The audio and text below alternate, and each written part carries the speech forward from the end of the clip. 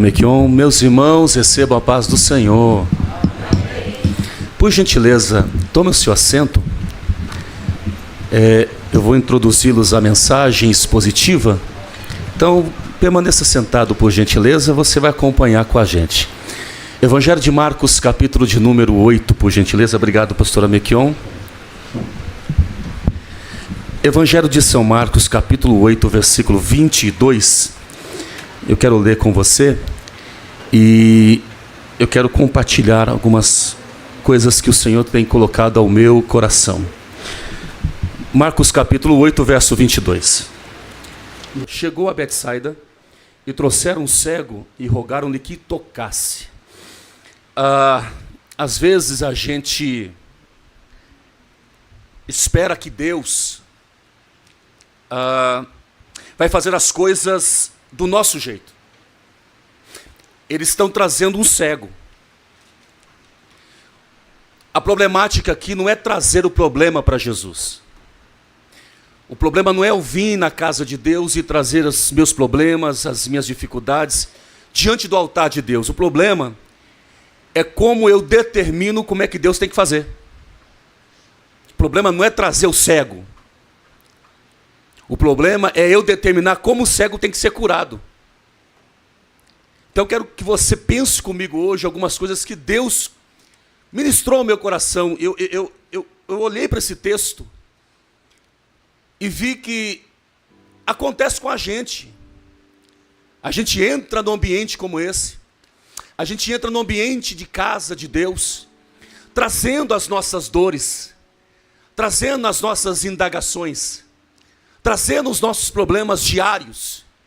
Só que quando nós chegamos aqui para apresentar diante do altar de Deus, a gente quer, já aconteceu comigo, Deus, eu estou colocando diante do Senhor, mas se o Senhor puder, faz assim, assado, desse jeito, dessa maneira. Então o problema não é eu trazer o meu problema para Deus, mas eu falar para Ele como é que Ele tem que fazer.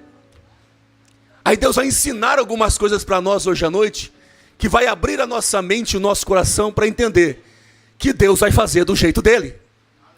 Porque o jeito de Deus é diferente do meu jeito, é diferente do nosso jeito. Então, olhando para esse texto, eu começo a analisar que ele tem as suas maneiras diferentes de agir como nós. Nós agimos de forma em que, quando eu olhei para o texto, Deus gritou no meu coração.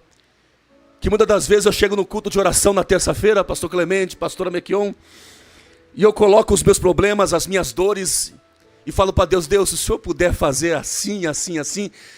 Aí Deus gritou no meu coração e disse, então se é tão fácil, faz você.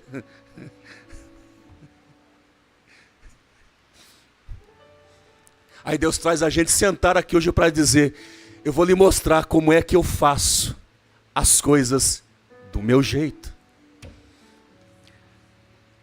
Eu tomo esse púlpito com muito temor, não apenas com a palavra expositiva, mas essa palavra vai decidir algumas coisas dentro do meu coração e do teu coração que vai mudar alguns conceitos que a gente está acostumado a viver e que poderá mudar.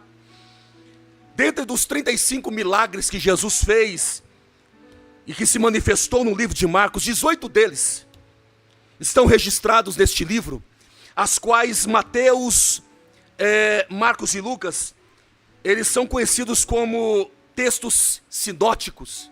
Eles, na verdade, eles têm praticamente quase a mesma ideia, a mesma visão.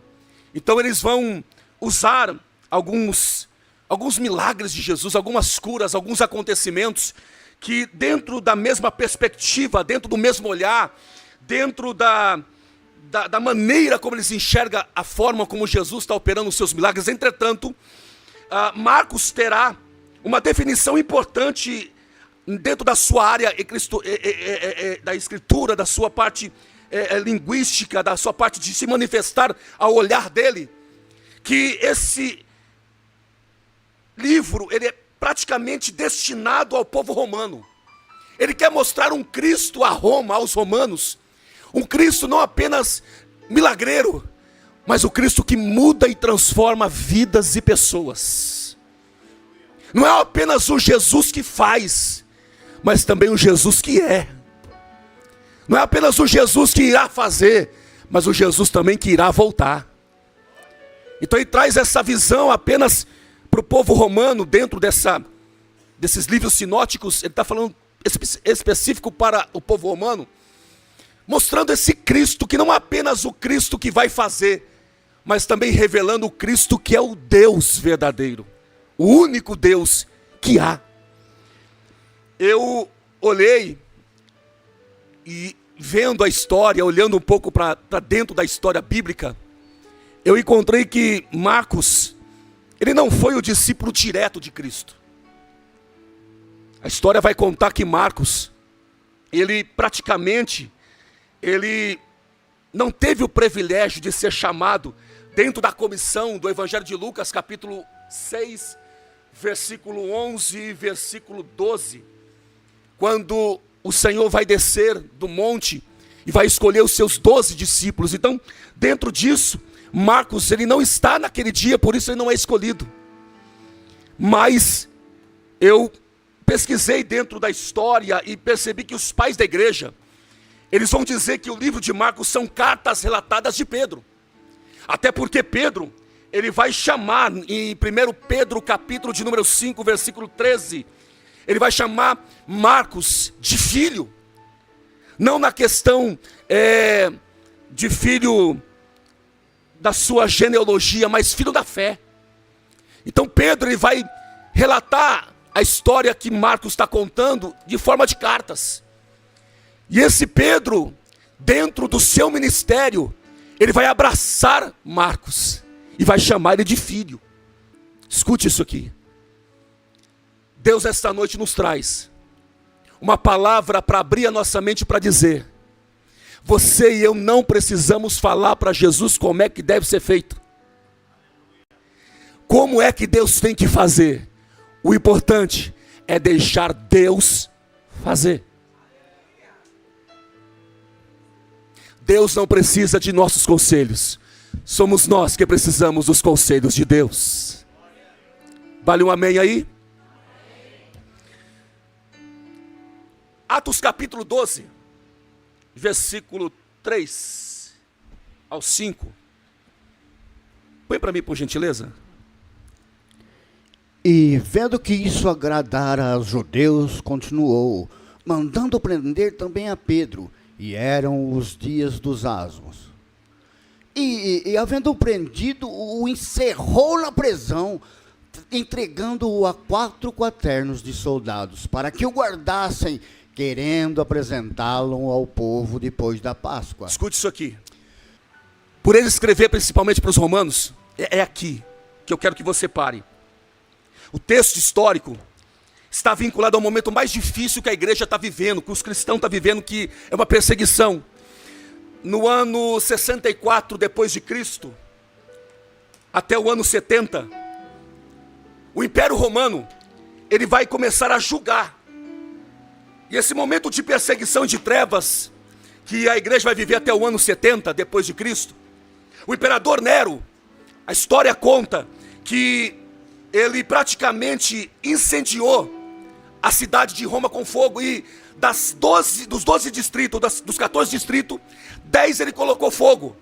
E desses 10 que ele colocou fogo, ele vai colocar a culpa nos crentes. A partir daí, começa a perseguição de Roma, no período de Nero, do imperador romano.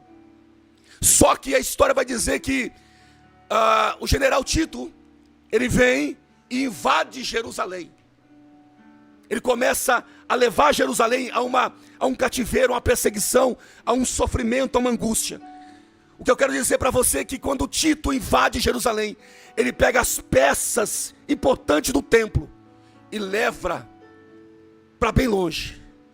Deixa eu falar uma coisa de Deus para o seu coração. Deus conhece a história de cada um de nós. E o inimigo vai fazer de tudo para incendiar a história da nossa vida. Ele vai querer botar fogo e colocar a culpa até mesmo em nós. dizendo que nós somos culpados, mas nesta noite Deus nos dará sabedoria e entendimento à luz da Bíblia, para que haja livramento e que a mão do Senhor não saia de cima de nós. Vale um amém aí? Continuando a parte histórica, de tantas coisas que a perspectiva de Marcos vai relatar do Cristo, ele também vai dizer do Cristo servo. O Cristo que vai servir dentro da igreja, ou dentro da figura que Marcos quer mencionar. Ele praticamente quer relatar aos romanos que esse Cristo também veio para servir. Ele veio para se tornar um servo. Capítulo 10 de Marcos, verso 45, porque o Filho do homem também não veio para ser servido, mas para servir e dar a sua vida em resgate de muitos. Era isso que Marcos queria colocar no coração de Roma. Esse Cristo aí não é só o Cristo milagreiro, é o Cristo que muda a história do ser humano, é o Cristo que se torna servo para servir e mais, para resgatar vocês. Eu não sei vocês, mas este ano ao meu coração Deus gritou, e eu vou gritar no seu, é ano de resgate. Eu vou repetir, é ano de resgate. Resgate da fé, resgate da alegria, resgate do amor, resgate da esperança, resgate de confiança em Deus, resgate de uma vida espiritual ativa e única com Deus. E o mais importante, o resgate de Deus sendo o centro da nossa vida. Quantos recebem isso ao seu coração? Como eu sempre digo, eu não vim impressioná-los como pregador. Não quero aqui, não, eu quero ser só a voz de Deus da Bíblia para você nesta noite. Este poderá ser o ano de resgate para mim, para você, para nossa casa, para nossa família e para os nossos sonhos. Quantas pessoas precisam e necessitam ser resgatadas? E deixa eu abrir um parênteses, até nós precisamos deste resgate. Filipenses capítulo 2, verso 7. É isso. Mas aniquilou-se a si mesmo, tomando a forma de servo, fazendo-se semelhante aos homens. Ele conhece os nossos limites. Ele conhece as nossas limitações, nossas fraquezas, nossos momentos de dizer eu não aguento mais. Nesta noite este é o Cristo que está aqui para nos servir, não apenas como um servo, mas para dizer, eu sei o que você passa, eu sei o que você sente, eu sei as dúvidas que você tem, mas também sei que você é capaz de abrir o coração e receber a minha vida em sua vida. Eu trouxe uma palavra hoje ao seu coração, como veio ao meu, de entender que Marcos, ele vai usar a palavra servo, que no grego, ele é doulos, que quer dizer o homem sem vontade própria. Ele praticamente vai decidir fazer a vontade do seu Senhor. Que esta palavra seja também em nós, a vontade de fazer a vontade do nosso Senhor. Uma das coisas mais lindas que nós cantamos aqui na nossa igreja é que tem um hino que diz, não sou mais servo, mas sou amigo. Deus quer voltar, olhe para mim, a ter o relacionamento de intimidade. Eu não sei o que aconteceu em 2024 na sua, eu sei o que aconteceu na minha. Mas que este ano eu possa estar novamente, ter uma vida de relacionamento íntima com Deus, de dizer, eu não vou determinar como é que o Senhor tem que fazer, eu só preciso que o Senhor faça. E se o Senhor ainda não fazer, o Senhor vai continuar sendo o Deus da minha vida. Quantos acreditam nisso? Quantos recebem isso para a sua vida nessa noite? Outro detalhe importante do livro de Marcos é que ele decide relacionar esse Cristo com um Deus imediato. Esse detalhe que eu olhei, a palavra imediatamente, ele aparece pelo menos umas 40 vezes no livro de Marcos. Nos 16 capítulos, ele vai praticamente mostrar um Deus que faz tudo de modo instantâneo, mas também um Deus que faz de maneira processual. Tem milagres que Deus vai fazer imediatamente.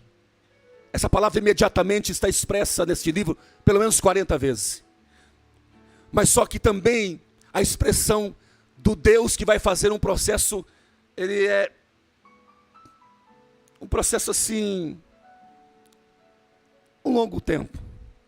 Alguém aqui já tomou soro?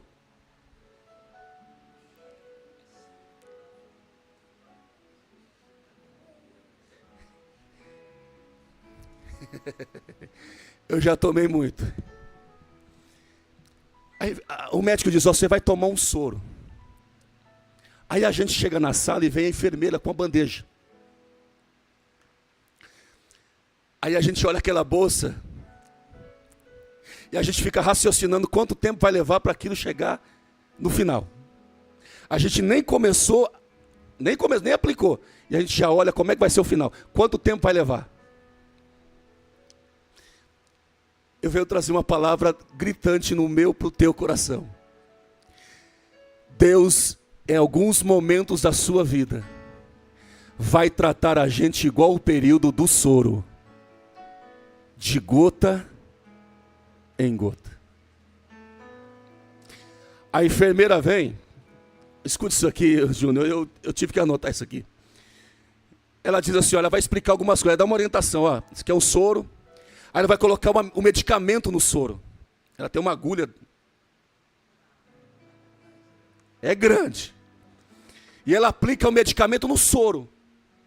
E quando ela aplica, ela diz assim, ó, tem um processo de diluição do soro com medicamento.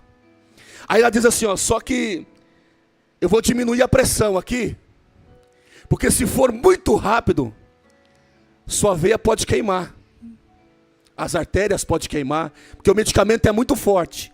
Então eu vou diminuir aqui a pressão, e aí você olha assim, e ela diz, vai demorar um pouco. Eu já vivi isso. Eu cheguei até a dormir. E às vezes eu acordo e o negócio ainda não terminou. Tem processos na vida da gente que Deus vai fazer exatamente assim.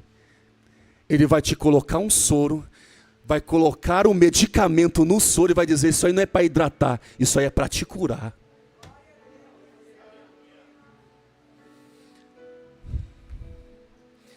Igreja evangélica apostólica, como Deus guarda a minha vida, guarda a tua vida. Deus nesta noite está dizendo, eu posso fazer sim, rápido, posso. Mas vai doer. Então eu quero que você viva o processo da gota.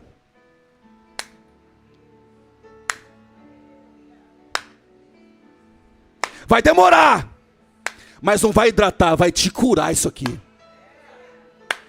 Tem processo que vai ser lento, é gota, ao ponto de você receber a palavra de Deus, eu descansarei no Senhor. Por quê? Porque eu sei que ela já está conectada na minha veia, eu sei que aquilo que está recebendo não vai me hidratar, vai me curar, e quando eu levantar, eu vou levantar sarado, eu vou levantar curado, eu vou levantar limpo.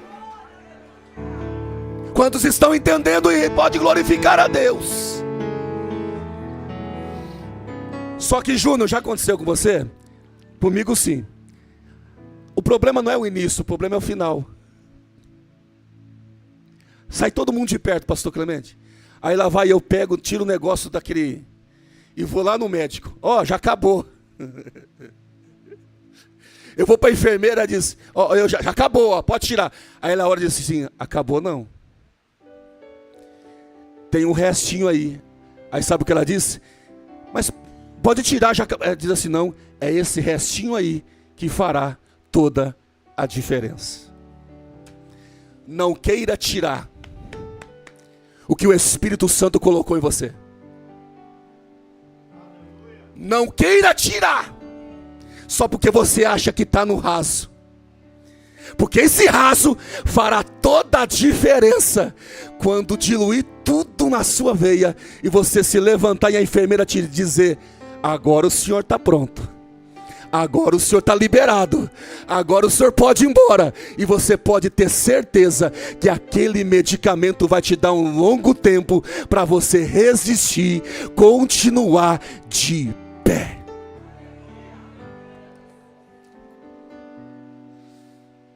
O processo da gota, de gota, vai usar, eu falo para mim, bispo, depois o senhor me corrige, para mim, depois o senhor me corrige. Eu não consigo ter paciência, porque paciência para mim é humana. E às vezes eu não consigo controlar isso. Mas eu preciso ter fé, porque fé é divina. E o que é fé? É pisar sobre um chão que eu não enxergo, mas acreditar que esse chão está me sustentando para eu poder caminhar e chegar aonde eu preciso chegar. Diga para 2 ou 3 pessoas: o processo do soro pode demorar, mas vai te curar.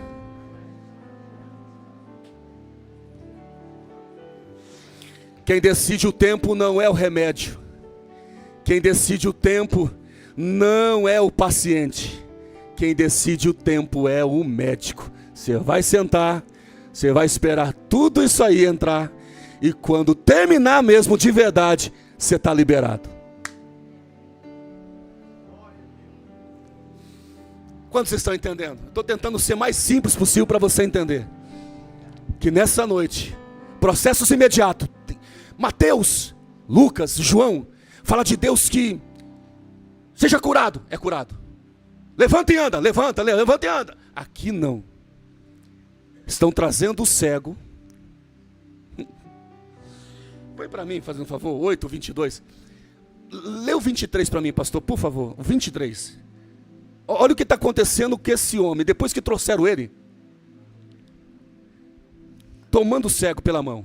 E tomando o cego pela mão, levou-o para fora da aldeia e, cuspindo-lhe nos olhos e impondo-lhe as mãos, perguntou-lhe se via alguma coisa. Segura, pastor, olha aqui, me ajuda. Estão trazendo o cego. E eles dizem para Jesus: toca nele. Jesus podia tocar? Só que Jesus vai cuspir.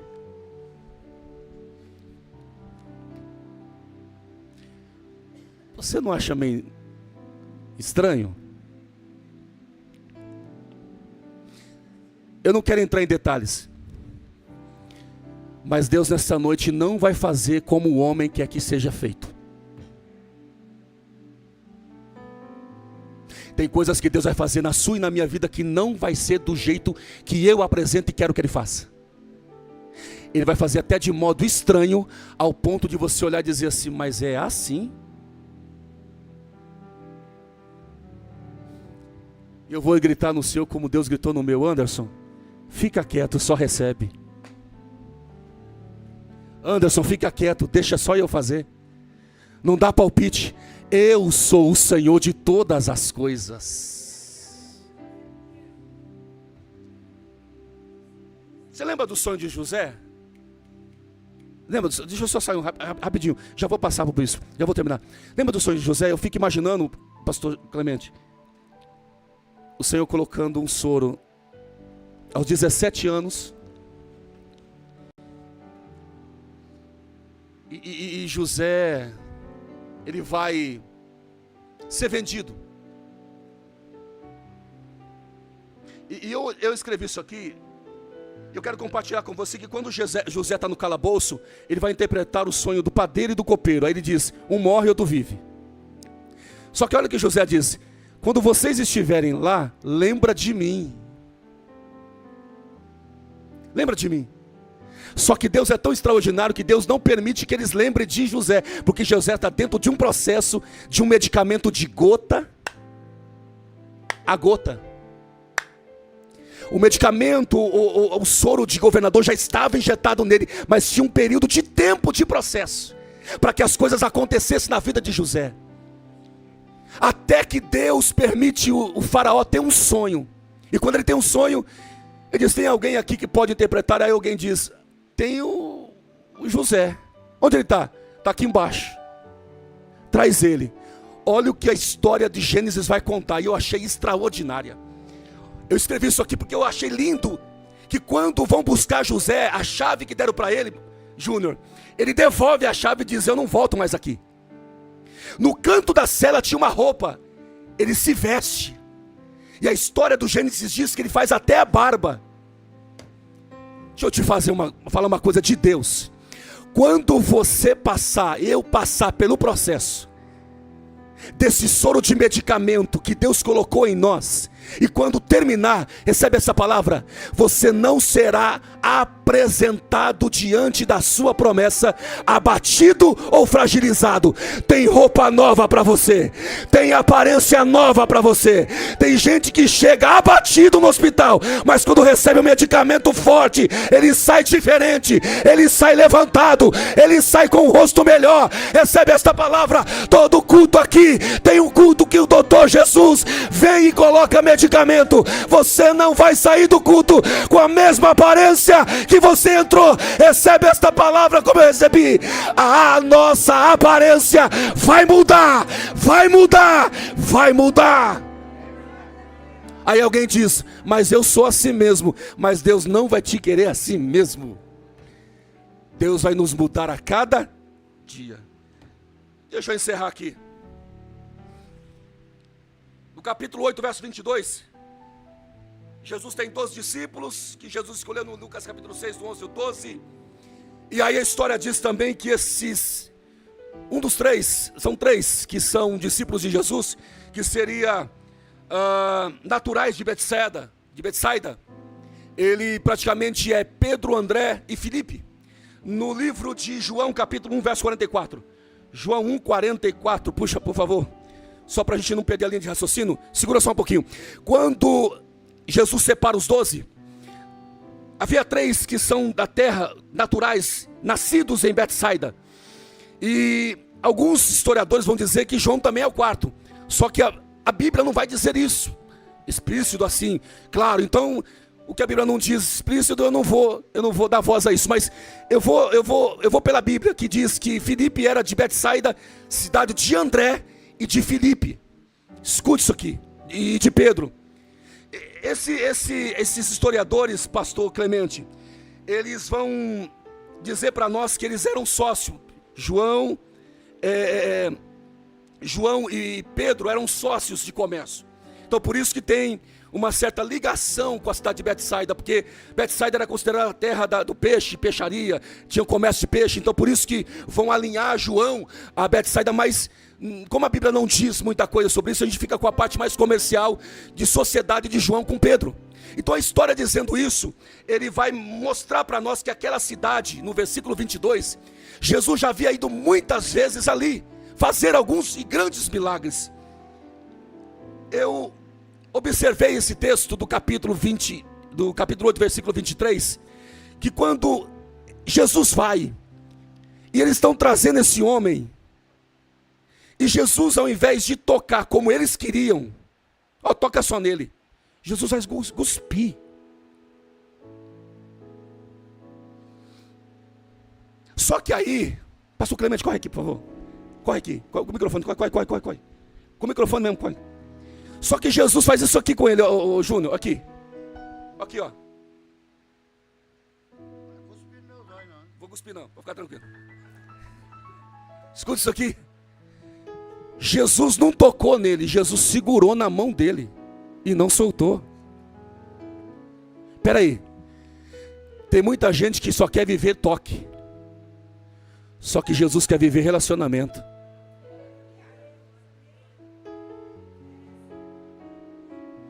Tem gente que vem aqui só para receber a cura e ir embora, só que Jesus quer falar: não, eu sou mais que isso na sua vida. Tem gente que quer entrar aqui só na base do interesse. Quantas pessoas já foram curadas e não voltaram mais? Quantas pessoas foram tocadas e não voltaram mais?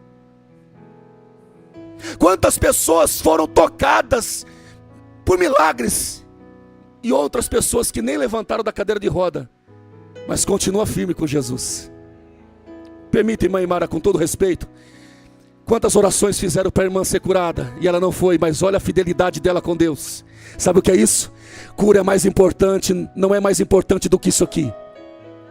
Eu vou repetir, enquanto você está preocupado com cura, Jesus está preocupado com isso aqui.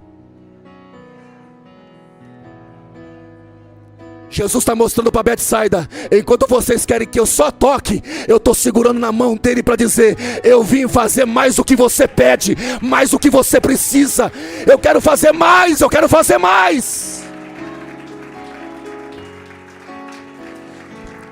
Agora, bispo, é minha interpretação, é minha, foi para mim que veio essa palavra. Se você pegar, pega, se não pegar, não pega não. Para mim, sabe por que Jesus cuspiu e muita gente fala, é nojento? Porque tem coisas que Deus vai fazer na minha vida que para outros pode ser nojento, pode não ser importante, pode ser insignificante, pode não valer nada, mas sou eu que estou recebendo aqui, sou eu que estou recebendo aqui, sou eu que estou recebendo aqui.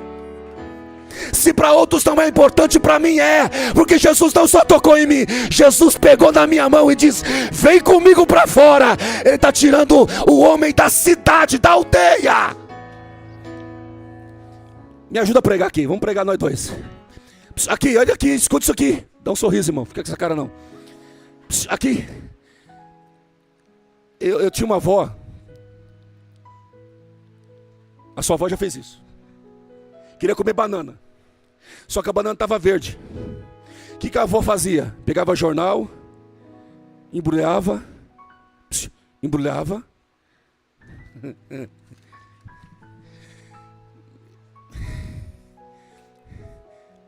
Ela ia para o fogão velho, colocava lá no fundão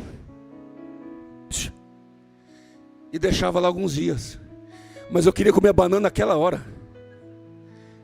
Ela diz, está verde. Escuta isso aqui. Só que depois de alguns dias, pastor Marcílio, ela é no mesmo lugar. Pegava a banana, desembrulhava e estava madura. Tem processos na vida da gente que Deus vai nos tirar do palco, nos tirar do altar e vai te levar para o secreto e escondido e escuro.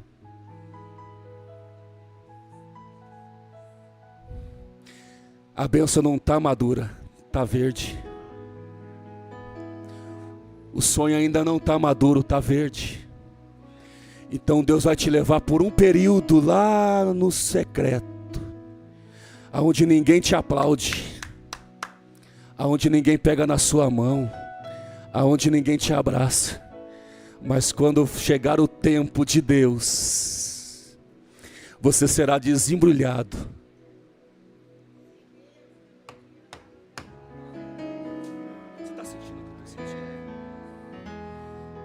Vai ser desembrulhado e quando olhar dizer, não é que está maduro?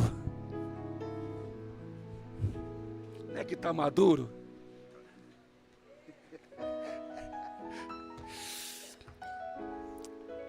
Obrigado, pastor Clemente. Está maduro. Levante a sua mão. Há tempo determinado para todas as coisas debaixo do céu. Tudo tem sua hora, tudo tem o seu tempo, tudo tem seu momento. Eu passei 21 anos sentado onde o Júnior está aí, ó. 21 anos.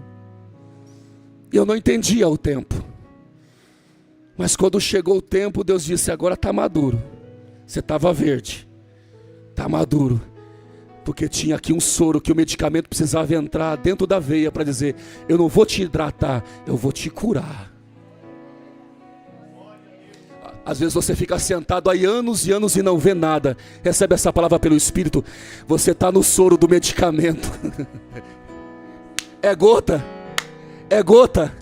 É gota. Você olha, não acaba. Você olha, Elton, não acaba. Só que a hora que acabar, o médico vai dar o receituário e diz, está liberado, vai viver, vai aproveitar. Vai viver, vai aproveitar.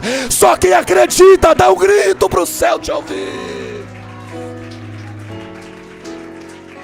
Eu vou acabar agora. Eu acabo agora. Agora. Encerro dizendo o seguinte. Jesus vai denunciar essas 3 cidades. Betsaida, Corazim e Cafarnaum. Mateus capítulo 11, versículo 20. Abre para mim, por favor. Por favor, lê para mim.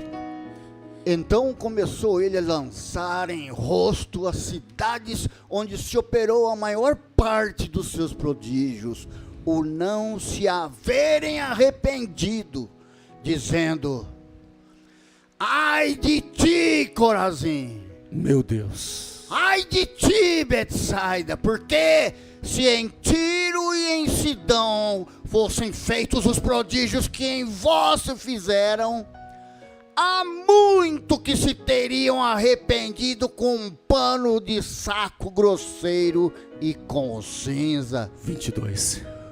Por isso eu vos digo que haverá menos rigor para Tiro e Sidom no dia do juízo do que para vós. 23. E tu, Cafarnaum, que te ergues até os céus, será abatida até os infernos, porque se em Sodoma tivessem sido feitos os prodígios que em ti se operaram, teria ela permanecido até hoje. Porém eu vos digo que haverá menos rigor para os de Sodoma no dia do juízo do que para ti. Do que para ti. Olhe para mim e eu encerro. Maior que a cura é o arrependimento. 3 cidades Jesus denunciou. Aqui eu não volto mais. Betsaida, Corazim, Cafarnaum. Quantos milagres Jesus fez lá dentro e nunca houve arrependimento. Tiro e Sidom eram terras e províncias politeístas de vários deuses. Serviam vários deuses. Aí Jesus vai no capítulo 8, versículo 22 de Marcos para dizer: eu pego na sua mão e põe você para fora da aldeia, porque eles não merecem ver o que você vai viver aqui fora. Escute e eu encerro. Tem gente que Deus não vai curar, porque Jesus quer que haja arrependimento. Tem pessoas que só buscam cura, mas nunca se arrependem. Jesus denunciou essas 3 cidades. Quantos milagres Jesus fez em Cafarnaum? Quantos milagres Jesus fez em Betsaida? E nunca houve arrependimento. Irmãos, nós entramos muitas das vezes na igreja, no culto, para pedir cura. Só que Jesus vem gritar no nosso coração: maior que a cura é arrependimento. O que nós precisamos este ano não é apenas de vivermos grandes milagres, mas são grandes arrependimentos. E esta coisa de arrependimento não é de fora para dentro, é de dentro para fora. Jesus grita no nosso ouvido do coração hoje: eu sei que eu posso fazer imediatamente, mas este processo não é só para cura, é para que haja arrependimento. Eu guardo a minha palavra no coração e digo a única frase: o que falta para nós vivermos um verdadeiro arrependimento. Sabe o que falta? A quebra do ego, a quebra da arrogância, a quebra do eu, e deixar esse Jesus pegar na nossa mão e dizer: maior que a cura sou eu aqui. Se houver arrependimento, deixa eu te falar uma coisa, valerá mais que a sua cura, porque tem gente que já veio aqui, foi curado, mas nunca se arrependeu. Fique de pé, por favor. Júnior, por favor. Eu orando a Deus, pedindo uma palavra, pastor. Domingo passado foi uma mensagem extraordinária que o pastor Mequion trouxe para nós de avivalística. E quando Deus trouxe essa palavra no meu coração, Ele gritou dizendo: vai calmo, vai suave e vai tranquilo. Porque eu sou um pregador pentecostal. Mas só que hoje Deus veio de forma diferente, Marcos. Trazendo a consciência de que nós podemos mudar conceitos. De dizer para nós mesmos, Deus não fará do jeito que eu quero. Deus fará do jeito que Ele quer. Não vou te convidar a vir na frente hoje, não. Mas que esta palavra seja guardada no teu coração para dizer: maior que a tua cura é o arrependimento.